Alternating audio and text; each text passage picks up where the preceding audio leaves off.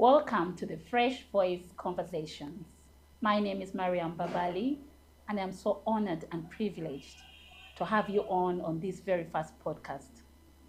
The Fresh Voice Conversations, it's a space where I sat down and thought, there's a space missing. We need to hear from the everyday people. We need a space for the people that stay tuned when the noise goes bleak. We need people who carry the burden behind closed doors. And yet, it's quite heavy and very relevant to our everyday spaces. And I am so honored and humbled to see my very first guest as Kabajwara.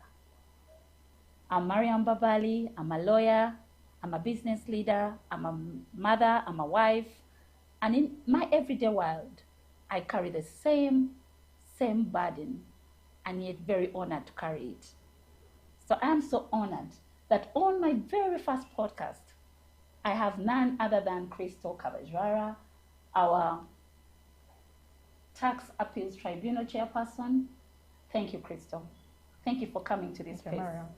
I'm so humbled. I don't know what to say. To get her on this space was quite daunting, but I am so humbled, Crystal. Welcome once again to a fresh voice. We need that fresh voice here today. You're welcome.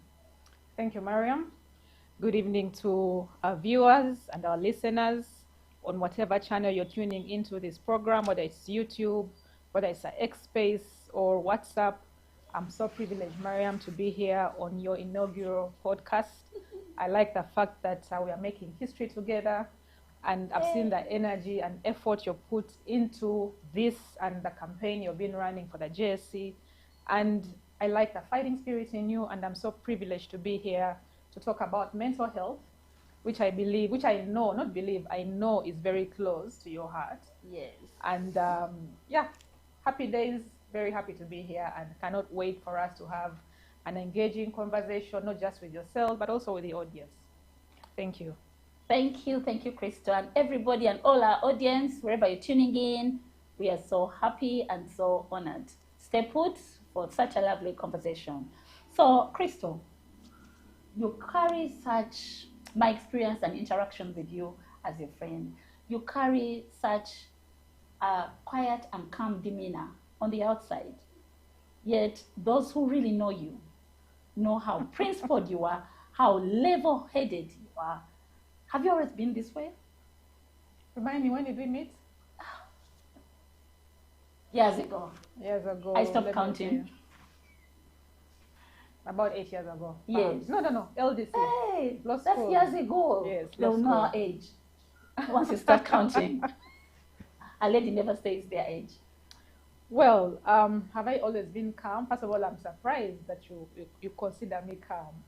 Because when I hear the word calm in the same sentence as my name, then that means I have really walked a journey of transformation, because I believe 10 years ago or 15 years ago, you would not have described me as a calm person.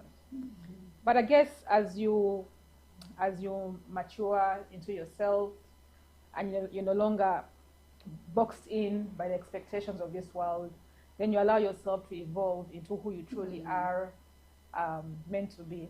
Mm-hmm. Because I recall, if you meet anyone I was with in school, the last thing they'll describe me as is calm. Because I used to be the noisemakers, the rowdy person. Yeah. But when you take me out of that group of people or association and you put me on a standalone basis, then indeed I am a very calm person, or I'd like to believe that I am a calm person. Yeah, so it's been a journey of evolution, growing up, working from a young girl, going through secondary school, university, and then into the workspace. As a woman, you keep evolving. Mm. And when I look at my 20s and where I am now, it's been a journey, and I'm sure we'll be talking about it in detail. Yes. Speaking of that journey, for hoping 17 years, is it 17?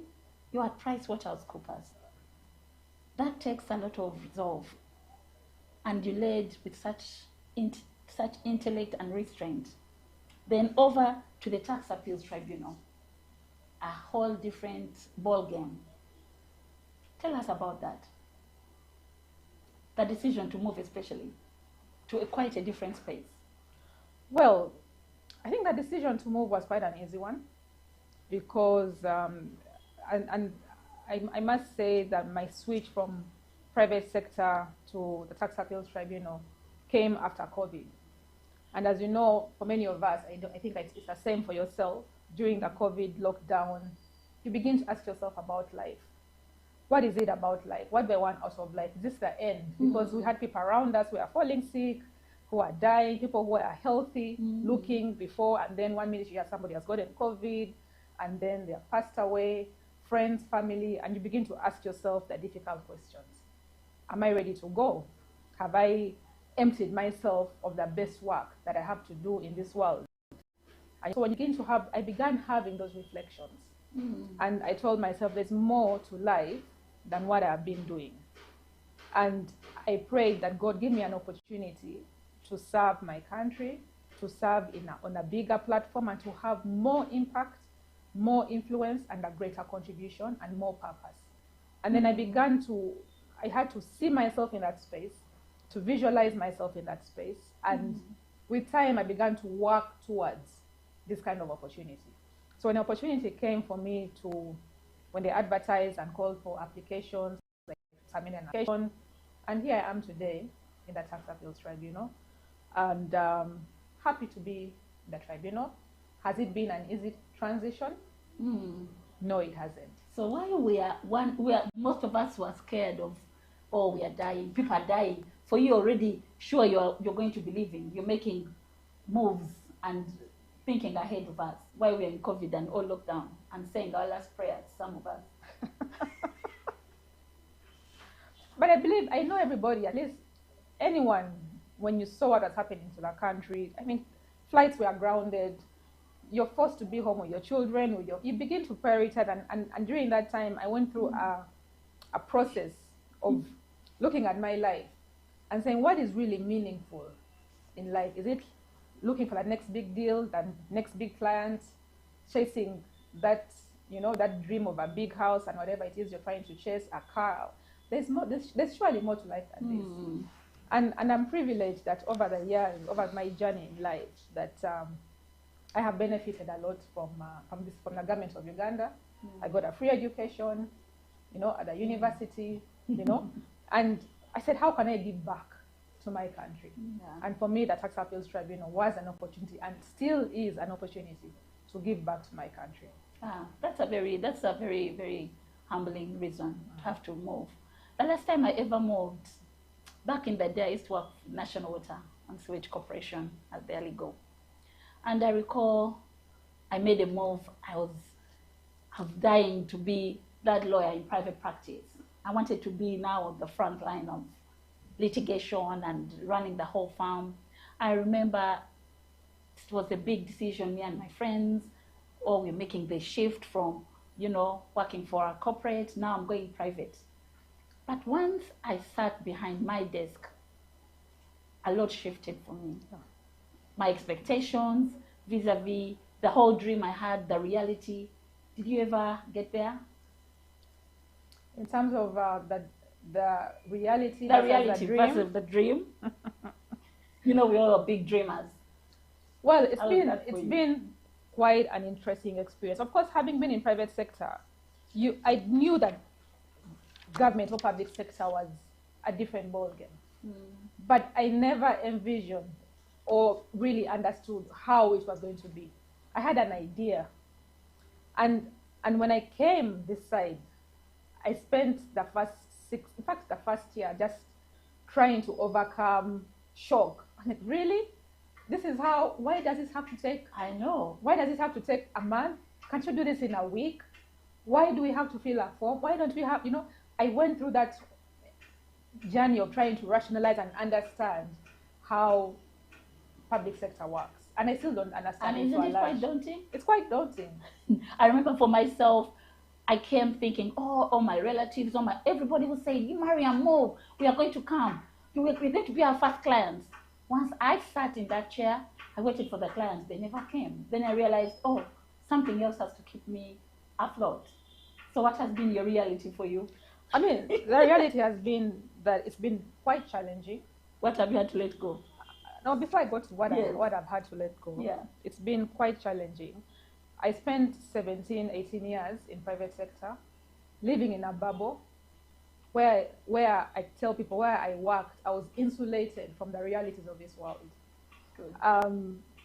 I didn't have to interact with the day-to-day challenges. We were shielded or sheltered. I tell people it's akin to when you're grown up, then you're getting married, and you leave your home, your parents' home, and then they send you into this world with this husband you've never lived with, and blah blah blah, and then you begin to deal with the realities of being in the world for the very first time. So that's what has been my reality. That I left this sheltered environment where everything moved like clockwork, where everybody is pushing you to advance, wants the best for you, is ready to support you. There are systems in place, there's this in place, and then you find yourself in a new environment where you said, okay, I have arrived day one. Do I have a coach? No. Do I have a mentor? No. Is there a training course on leadership that is going to, help me learn the ropes? No. So suddenly they're thrown into the deep end, and you either swim or you sink. And I can tell you, most of the time I was swallowing water. I was like, help! Come up for oxygen and then go back in. You're shouting for help, but there's no one coming to your aid. Yeah, you're like, help! I need help. But who do you run to? I didn't have that support system around me. Of who do I run to when I need help? Who do I run to when I'm confused? When I'm to ask questions and to do that. Do you have like that induction into this new space? Now you've shifted. While you're there, did you do the induction? Is there somebody to hold your hand and prepare you for that shift? I didn't have an induction. We had. I remember having a day's orientation. Oh, this is about the tribunal. This just one day. A few taxpayers talk to you about that. That's it. And then bam, now you have to begin working. Yeah. Nobody prepares you for some of those things. But life in one way or the other has prepared you for that journey without you really. That's well said. Yes. Yeah. The life that you've led, the values you've been taught, the system you've been in, the values that have been inculcated in you by your parents, by your mentors along your life's journey, in one way or another, holistically have prepared you for that moment. It's time for you to go and begin to practice what you've learned over the years in an environment that is unsupervised. There's no one you're going to turn to and say, hey, how do I do this? Just like the marriages, when you get married. You're not going to keep your calling, mommy, how do I do this? Or daddy, you have to find your way and navigate. And for some of us, it is a challenging landscape. Yeah, and for some of us looking at, they're like, oh, she's got this. We are seeing all the reports, the news, we are ushering in our new chairperson. What's that resolve that you have to let go? What have you had to now say, this is working, this I came with, this won't. Like personally, I came thinking, oh, okay, there's a way we're supposed to do things in the private practice. Have you found your own spin of things? I think before I come to how I found my own spin of things, I want to talk about when you say people on the outside see you as together. Yes. And that is a result of how I was raised. Yeah. I grew up in a home with a single mother from about the age of 11. I grew up with my mom. Yes. And we were actually poor. Are you? Yes, we were poor. My mom worked as a secretary in the Uganda Revenue Authority for all her life. Very low wage. She had kids to feed, school fees to pay. And there are days where we would just live off just beans, and we wouldn't even have cooking oil. I remember the days when we didn't have cooking oil in the home. And my mom would just boil some beans, grate some onions and tomatoes in there, and we always had ghee in the house because I'm Toro, so ghee is a staple. She would just throw in a drop of ghee, and that would be your dinner. Protein like beef, chicken, that was like once in 3 months, look forward to that. And she always told me that when you step out into the world, nobody should know that you didn't eat at night, or you didn't have breakfast. Mhm. You should step out into the world with an aura of, I've got this. Yeah. You know, And indeed, I'm you here get it. fully packaged Yeah. and ready to confront the world. Mhm. And so from a very young age, I learned how to package myself. Tell us some of those few. Some ideas, some of those few tips. That's what I want to But hear. that's why people Few. end up with mental health challenges, because on the outside they seem all put together, but on Yeah. the inside, you don't have any idea. You don't know that they slept hungry. You don't know that the struggles they're going through, the challenges they're facing, because as a society we are so focused on the results. Yes. What are the results? Is she performing? So what happens if I'm not performing? Do you care to understand why hasn't she performed? Mm. How can I help her become better? Especially when somebody came in on merit, they know what they're doing when they're coming in. So when that twist happens, you need some support tools to check in on how we should do it. And I think these tools should start at the inception as well. Because that reality shock, somebody needs to prepare you. Somebody needs to tell you, you know what? Not everything you come with, you stay with. Not everything that you'll stay with, you'll fine tune as you go. And you know what? We got this half the times. Oh, thank you, Crystal, for that. So, to my audience, can you hear how, where you tap that strength? Where you say, I got this. What's that helps you every day? Look in the mirror and say, okay, I don't have it all, but here I am. Well, Mariam, at the center of my life is my God, Yeah. and Jesus Christ. He is at the center. I would not do anything. I wouldn't be able to do the job that I do, the work that I do, keep my head held high, if it wasn't for my strong belief, conviction, and faith in God. And I begin my day, I begin every day with God. Yeah. Without that, my entire world would fall apart. Have you had to manifest? Use the Bible? Do some manifestation? What is manifestation? Yeah, like you say, okay, this.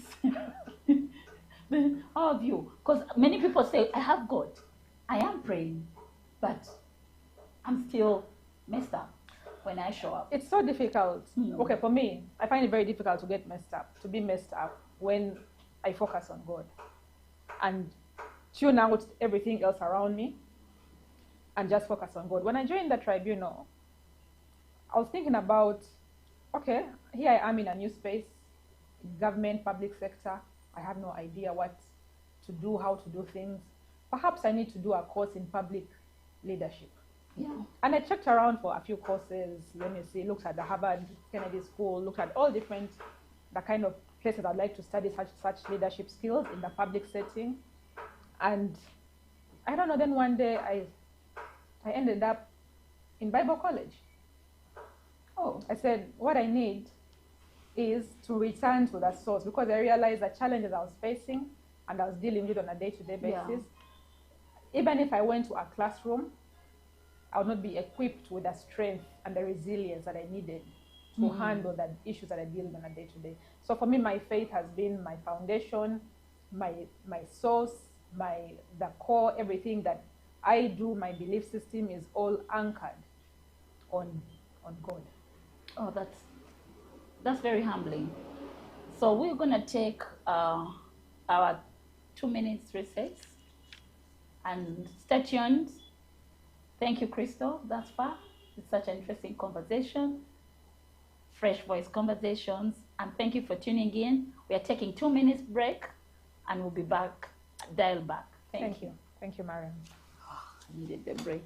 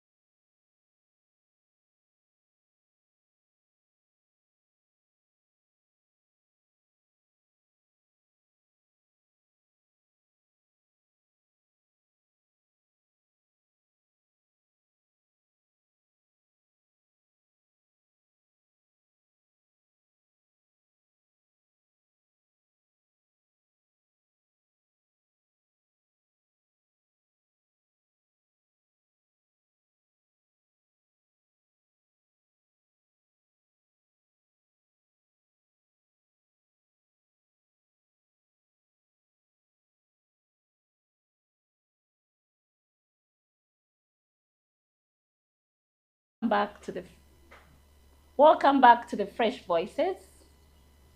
My name is Mariam Mbabaali, and I'm your host for the Fresh Voice Conversations. That here with me on our inaugural very fast podcast, I have none other than Kabajwara, our chairperson of the Tax Appeals Tribunal. And for those who have just joined in, we've learned that faith is at the center of everything that Crystal does. And it has kept her grounded. It has helped her stay afloat. And whilst trying to swim in all that it takes to be the leader she is today. So, Crystal, thank you and welcome back. Thank you, Mariam. Good evening once again to our viewers and listeners. Happy to be back here. So, faith is such a powerful balance that we don't usually hear from our leaders. And for that, it starts from your foundation and putting it at a center. Do you involve everyone that you work with your faith? Because as you step out of your house, you step out with your faith. But when coming into your workplace, you meet everyone on their own journey, their own faith. How do you balance? You see, at the end of the day, Mariam, is that faith without actions is dead. I don't have to stand on a podium to tell people that I'm a follower of Christ, I'm a firm believer in God. My actions, what people see, how I conduct myself, should speak for itself, should speak to my faith, should speak to what I believe, should speak to my value system. You know, if you came to the Tax Appeals Tribunal and I asked you for facilitation, as people like to call it, or I asked you for something small, then it contradicts what I believe in, or what I espouse, or what I stand for. So the mere fact that you'll come to the tribunal and you'll be served regardless of your status, regardless of whether you know somebody or I know this person, the treatment I accord X is the same treatment I accord Y, is the same treatment I accord Z. So I don't have to stand on a podium every day to announce, hey, look here, no. My actions, how I conduct myself, what I give off to people, should be able to speak for itself. That's very powerful. Because we live in a world that expects so much from our leaders. Yet realistically, when the veil is lifted, they operate with just minimal structure. So I would like to think, is it just for the leader, or it goes with everybody that is with you? Or you create your own way. You know, and it's important for us to demystify the word leadership. Yeah. Because you don't need a podium to be a leader. Correct. In fact, my mantra is that leadership is in the small things you do every day. And my role is to ensure that I'm empowering you to be a leader. I'm giving you the voice, the authority to act, the freedom to be the best version of yourself. You don't have to wait to become a manager to be a leader. You don't have to wait to become a CEO. It will be too late, for you to wait to become a CEO, to be a leader. So I'd like to speak to that young lady who has just started as an associate in a law firm, that you are a leader, and leadership is a choice. I tell some of the girls and the gentlemen that I mentor that what happens when your colleague doesn't turn up? Or you receive an email in the morning, or I'm sick, I'm not able to come into the office. What do? Yep. Your neighbor who sits right next to you, you say, oh, by the way, she's sick. Okay.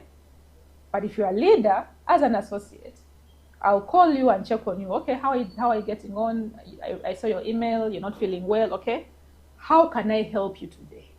Do you have any pending assignment that is urgent that I can do right now? And then I'll get that work, either do it myself or allocate it to somebody else. But a lot of the time, people are seated in their spaces waiting for instructions. That is not leadership. Leadership is seizing the moment, seizing the opportunity when it arises. And opportunities are in the small day-to-day. And when you do that, people begin to notice you as somebody who is responsible, who takes action. And when you say day-to-day, that reminds me, you know how we usually say, how are you? But half the time, someone at the other end doesn't care of your response. So recently I bumped into a long-term friend and I was in a hurry. So I go, oh, hey, how are you? How you doing? And before I could finish, she said, I lost my mom 2 weeks ago. Oh. Then I'm like, oh, okay. I needed to compose myself quickly. And I'm like, you need to be intentional, even on the small things. Even when you greet, you need to really be intentional about hearing that response. So in our workplace structure and our day-to-day life, forget the workplace. You come in, even the people that assist us at home, you come in, you expect everything to be in order, regardless, because those are their KPIs. The same way they say, okay, we employed you for this, this is your job role, this is your KPI. So I'm looking at you and I'm like, you have all these support systems. I imagine, when I see Krista, I imagine, oh, she shows up with all the entourage. An entourage. Yes. The driver, everything. Yeah. So how do you try to balance them and support them on their mental health at their level? While you walk in at your level, you meet other people who you're supposed to balance. Also, their mental health. I like the word that you used, intentional. Yeah. And I started practicing intentionality, I think about 10 years ago. And what made me begin to practice that? You know, in my former workplace, we used to have a feedback cycle, which is performance feedback every 6 months and then at the end of the year.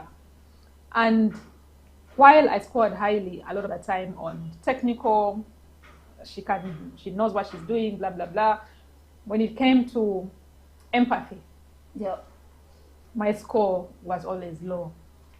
And it really bothered me for a long time. Really? I can't imagine your empathy being low. I got so bothered that I had low empathy. So I said, what am I going to do to change my empathy score?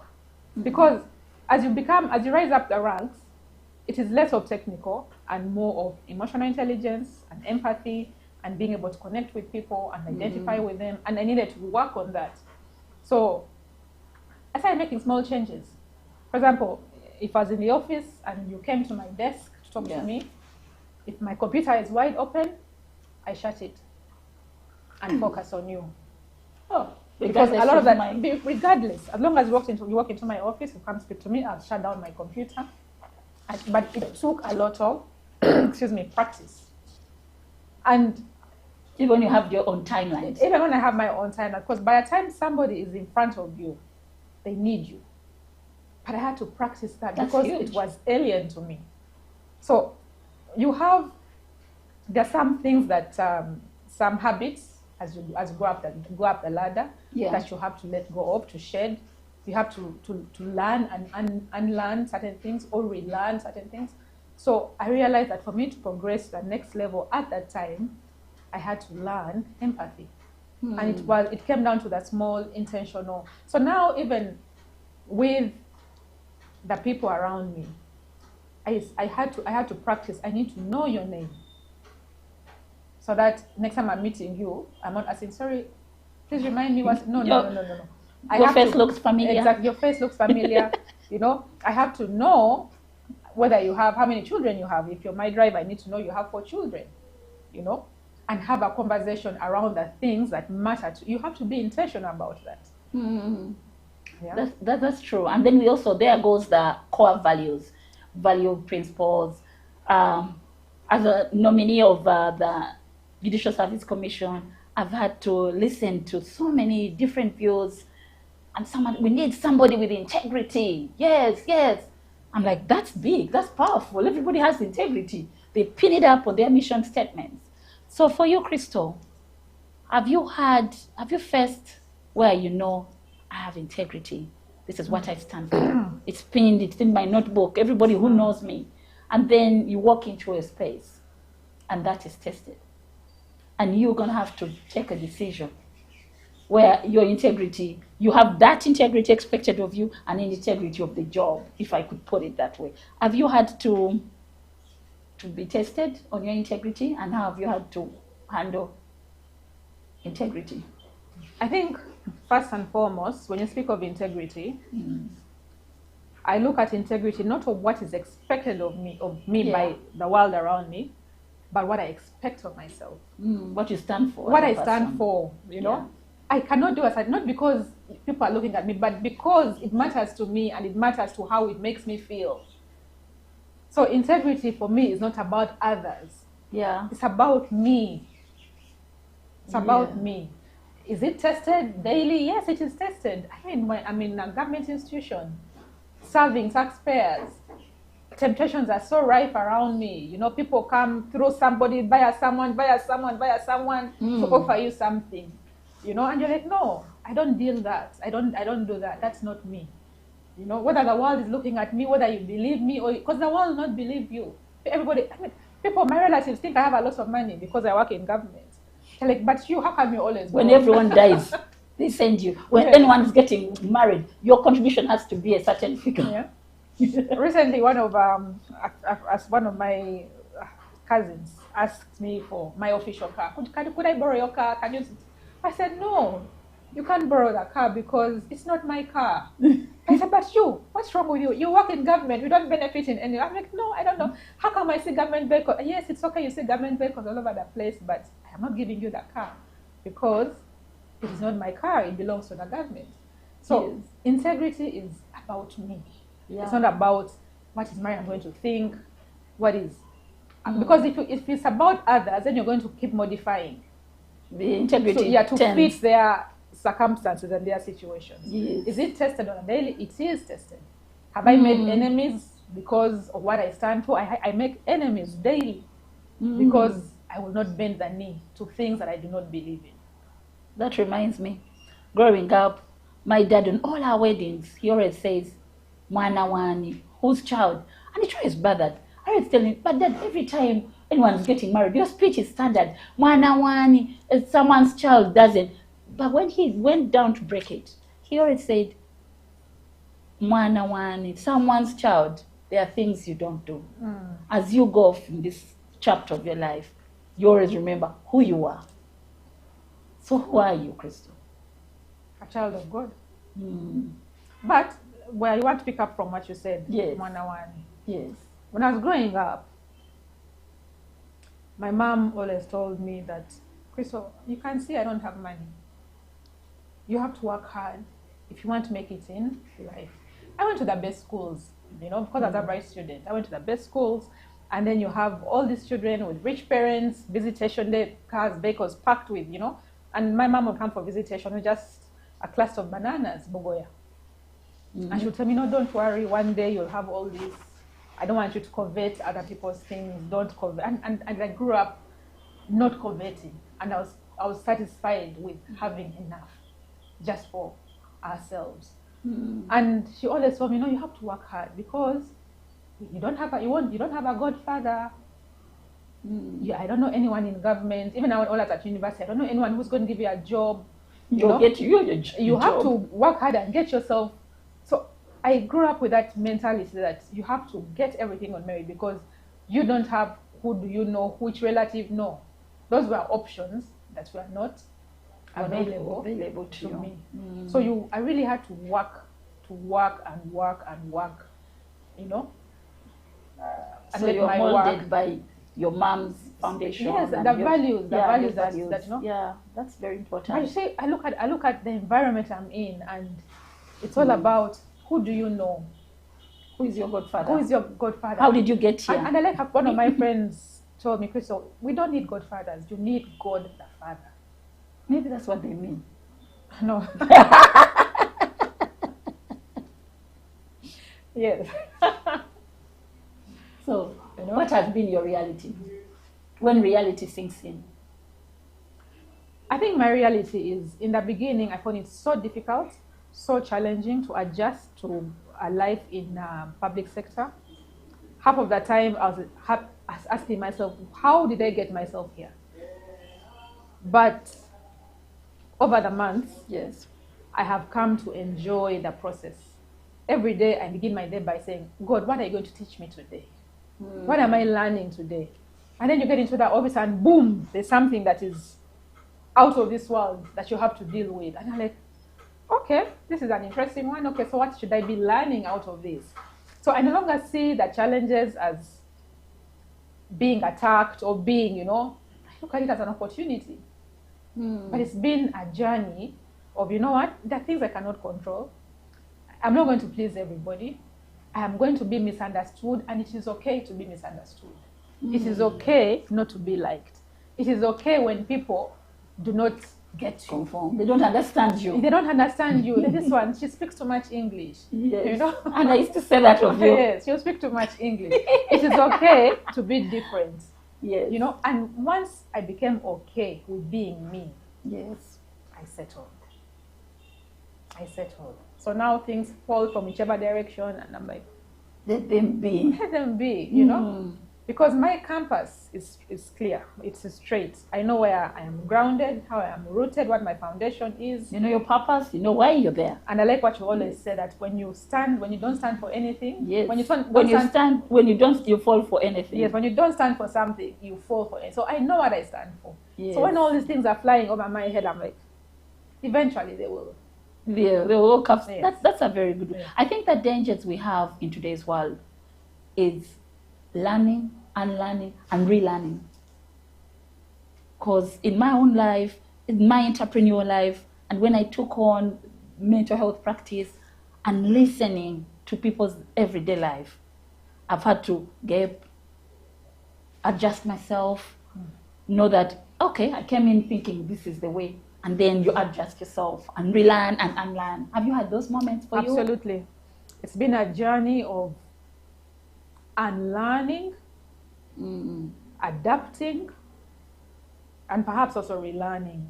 So, having come from a private sector background, you were allowed, it was okay for you to air your opinions. Yeah. So my opinions are always on my fingertips. So what? I have an opinion on that. And it was okay to debate. Now, in public sector, I do more of the listening and less of the talking. It doesn't mean I've lost my voice.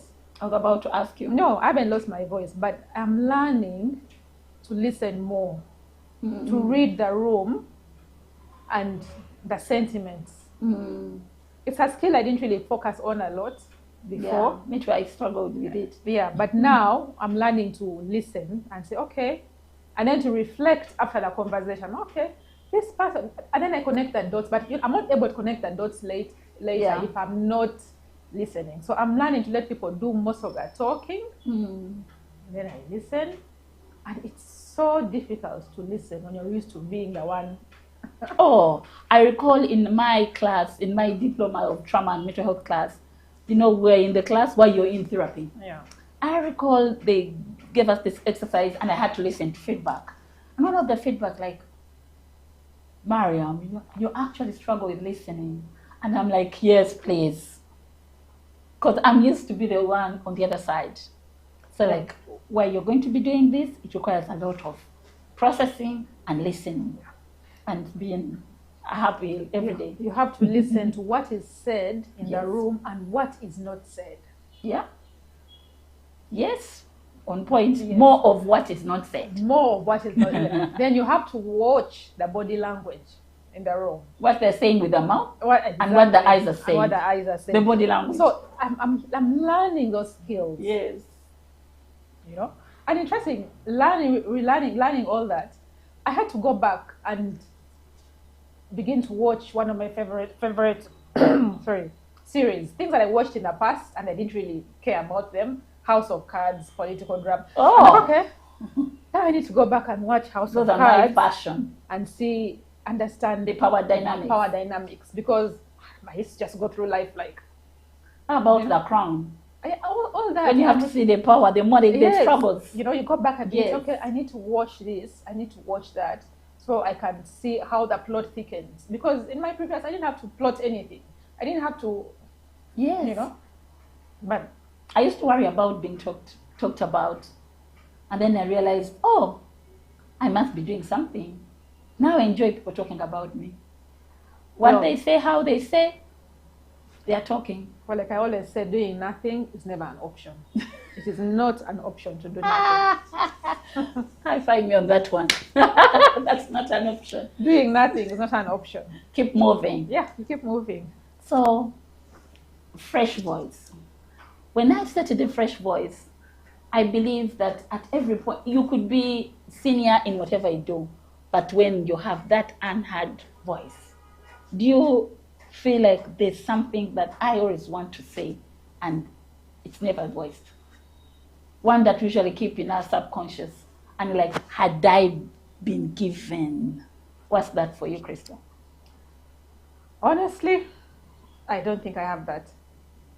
Because I usually speak my mind, even after I've kept quiet and listened. The only thing perhaps is I'll find a way of packaging the message, differently. But if I didn't get to speak my mind, I think I would die, because I just can't. You can't just keep all of it. No, if I have something that I feel I need to speak about, I'll speak about it. In my whole interactions with people like you, because of that, some people have had to suffer with their mental health. They've had to go inwards and they're depressed. They don't even know they are. Have you had colleagues or yourself? What has been your relationship with mental health? Well, I see that a lot. We all people, I call them coping mechanisms. We all have different coping mechanisms, and it's trying to identify, to be able to read somebody and say, okay, this person is not fine. And sometimes it's asking the difficult questions, even when they are, because some of them will avoid you. And you say, you know what? You seem a bit off. Is everything okay? Usually they say, no, let's sit down. In fact, I'll close my office door. I'm like, no, you're not leaving this room until we have this conversation. Oh. When for them, but I'm done talking. No, you are not leaving here until we have that conversation. Oh, usually wow. It works because I'm a bully. Yes, Yeah. but also may I manage to bully you to come here. Usually it will work. It will work. Yes. And somehow you leave when you've settled and you don't have anything against the other person, and vice versa. Okay. No, I'm talking about when people have well, whether it's issues again with me or whatever. But if there's something that needs to be addressed, I prefer to address it head on. Because I believe if you, wherever you're serving, because I see we live in a world that's unkind. Nowadays, people will just say just about anything. I see the forums, people are more insensitive as we go on. That's true. Yes, they're very insensitive. And sometimes you open a chat group, some of those we have on the lawyers groups, and you're like, oh my God. In your own experience, how do you avoid that? Because you public figures, we're always throwing all kinds of stones. I mean, once you're a public figure, you should be ready for that. Are you on those groups? I'm terrible with WhatsApp groups because they really take up. Where you are. Yeah, Don't come. They take up a lot of time because looking at what I have to do. If I went onto WhatsApp groups, I don't have the time for WhatsApp groups. So once in a while I'll check a few to see, but by and large I stay clear of WhatsApp. So do you sit your people? By people I mean the people you lead, right from your home up to your workplace and your family. Do you have such conversations and feel you're making an impact? You're changing someone's world?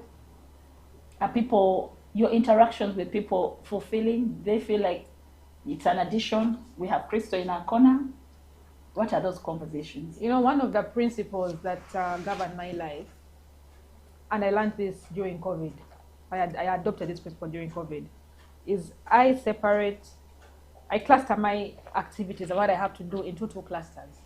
Yeah. That which is meaningful, and that which is meaningful today will be meaningful tomorrow. It will be meaningful 10 years down the road. Yeah. And then the urgent, what people consider to be urgent. Oh, you need to do this assignment. Oh, no. So I have categorized what is meaningful. Anything to do with people is meaningful.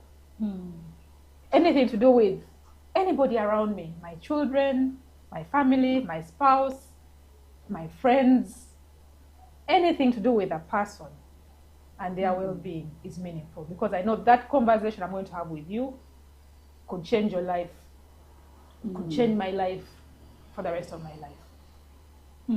So I'm intentional about engaging with people. Yes, that's powerful. And do you think in your intentionality that you would scrap some of those guidelines, some of the things that we come with going in? If you had to have your own playbook, what would that look like?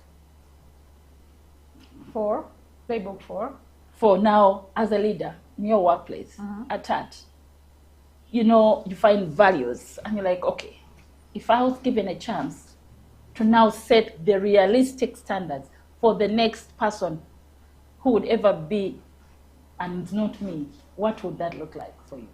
Well, one, you have to define a value system. Yes. I've defined my value system. And I tell the people that I interact with, whether it's my colleagues in the workplace, whether it's the people at home, that I'm one of the most consistent human beings you'll ever come across. X is X, Y is Y. This is how I communicate, this is what I say, and what I say, I mean it. So I avoid, from day one, I tell them, you're communicate with clarity. Yeah. I don't entertain rumors, I don't entertain gossip. I'm here, I live to build trust. Yeah. So everything I do, from whether I'm speaking to you as a friend, if you hear me backbiting another person, I'm not building trust. Yeah. You know? You're doing the opposite. So I have my broad mission and purpose is to build trust, as simple as that, in my relationships, for taxpayers, for the URA, for the country, whoever it is that I'm engaging with. And that trickles down to everything that I do. So what defines your engagement, the rules of engagement? Yes. The overarching principle. Because if you don't have what guides your decision-making framework, then you're going to fall for anything. Have you had to have mentors? Are you reading? Do you have books that you're reading? Where are you getting the balance? Of course, I do have mentors. When I came into government, I didn't find mentors in government, in my workplace. So I had to go out and look for people who can speak to me and fill my cup. Yeah. Because I also give out a lot. So I do have lots of mentors, both in government and people who had experience in government, people who are still in private sector. I had to reconnect with my networks in the private sector to connect me to their friends and whatever, and friends and colleagues, and in their spaces who have been in government to provide me with the support that I have not found in my immediate space. Of course, reading is a continuous part of my journey. So, doesn't it get lonely though? Because once people step and leave what we are accustomed to, we tend to think, oh, she's there, we're here, and be like, now Crystal is over there. Some of us are like, Madam, doesn't it get lonely? No. I think someone close to me once said that, one of my friends once told me that as a leader, you reach out. Yes. So if you're going to sit in your corner and insulate yourself, then you're going to be lonely. Yeah. And like I told you, my foundation is God. God created us for connection. To connect together, not to be islands and isolated. So I reach out, even to my associates. I'll say, let's go have a cup of tea. Let's catch up. Come to my office. Let's bang some KB. Yes. Yeah, you kind of give them a sense of, it's still Crystal. Because at the end of the day, they have put you on a pedestal. They have put you on a pedestal. It is upon you to bring yourself off that pedestal to their level. Yes. So it's something I continuously do to allow them to be comfortable in my space. Because naturally, as a leader, they're going to put you on a pedestal. So before we close, our fresh voice. What is that fresh voice that you would want my listeners out there and everybody who knows you and yet to get introduced to you after this? What's that one thing that you'd like to tell them before we close? I think the most important thing for me as Crystal is knowing who I am. First, being comfortable with who I am as Crystal. Being comfortable in yourself, in your value system, what you stand for, and not being afraid to say, this is where I draw the line. And people will call you all kinds of names. People will say you're complicated, you're difficult, you're this, but it's okay to be misunderstood if you're standing for the right thing. And what I'd like to see more of us doing is taking a stand for what is right. Yes. Thank you, Crystal. Thank you, our listeners. Thank you, those who tuned in. And for the fresh voice, we want to tell you, you are enough. Yeah. Show up. Get help. Don't suffer in silence. Always put your best foot forward. And thank you for tuning in. Until next time, Mariam Mbabaali. And thank you, Crystal Kabajwara. I'm so happy that you came through. You're going to give me a hug. Thank you. And thank you to all our listeners. See ya. Oh. I keep forgetting.